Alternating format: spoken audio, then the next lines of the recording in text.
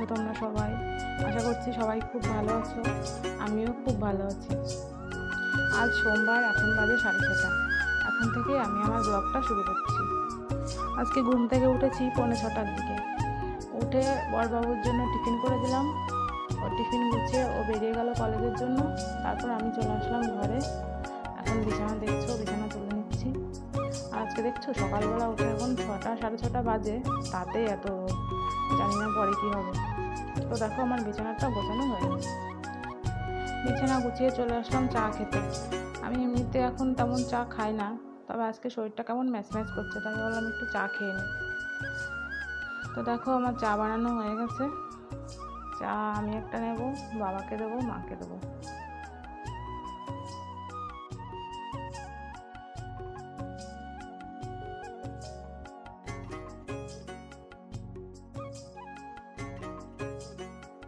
তো এই যে আমি চা নিয়ে শোয়ার ঘরে চলে আসলাম, কারণ আমার ছেলে ঘুমাচ্ছে, এখন ওকে একা রেখে কোথাও যাওয়া যায় না।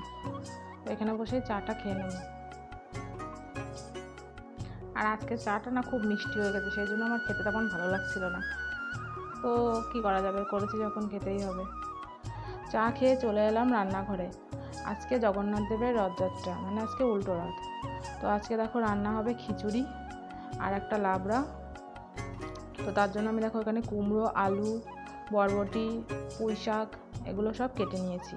আর হবে 5 রকম ভাজা। এই যে আলু ভাজা, কুমড়ো ভাজা, ওখানে একটা বেগুন কেটে নিয়েছি, এখানে আছে ভেন্ডি, আর দুটো ছোট্ট ছোট্ট পটল ছিল, সেগুলোকেও কেটে নিয়েছি। আর এই দেখো একটু আগেই ছিল রোদ, আর এক্ষুনি বৃষ্টি হয়ে গেল। আজকে রথ বলে শাশুড়ি মা সকালবেলা উঠে এত কষ্ট করে গোবর দিয়ে উঠোনটা লেপেছিল, সব বৃষ্টিতে ধুয়ে গেল। কষ্টের আর কোনো দাম রইল না। তারপর দেখো আমি চলে এসেছি ছাদে। কিছু জামা কাপড় কাচা হয়েছিল, তো বৃষ্টি আসলেও সেগুলো তুলে নিয়েছিলাম। এখন আবার এসেছি সেগুলো মেলে দিতে। আর আজকে দেখেছো সকালবেলা ছিল মেঘ, আবার হলো বৃষ্টি, আর এখন এত পরিমাণে রোদ বেরিয়েছে, ছাদে থাকাই যাচ্ছে না। তো দেখো আমি গামছা মাথায় দিয়ে নিয়েছি। তো জামা কাপড়গুলো মেলে নিয়ে তারপর যাবো নিচে।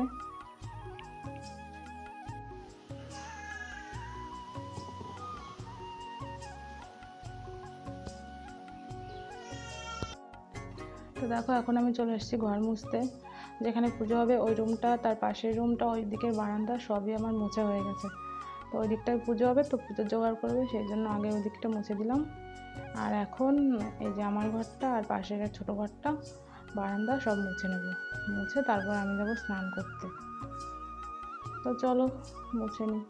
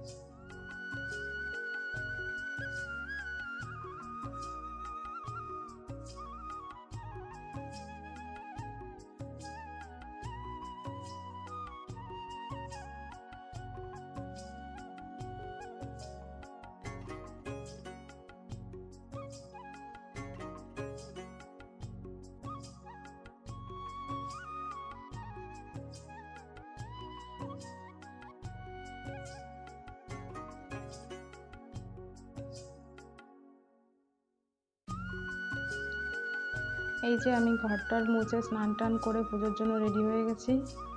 এখন পুজোর ওখানটায় যাব। তো চলো তোমাদের নিয়ে যাই। এই যে পুজোর সব জোগাড় হয়ে গেছে। আগে আমাদের আসনের ঠাকুরগুলোকে পুজো দেওয়া হবে, আর তারপরে জগন্নাথ দেবের পুজো। দুটোই একসঙ্গেই হবে, পাশাপাশি পুজোটা হচ্ছে।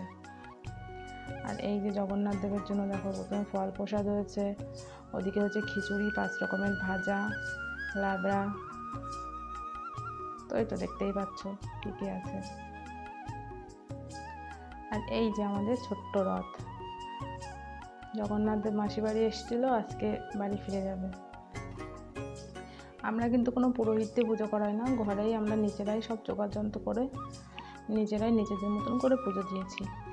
অনেকে ছিল, আমাদের বাড়ির সবাই। আর এই যে পুজো দিচ্ছে আমার ননদ, আর পাশে এটাও একটা ননদ। তো তোমাদের কাদের কাদের বাড়িতে জগন্নাথ দেবের পুজো করা হয় আমাকে কমেন্ট করে অবশ্যই জানিও।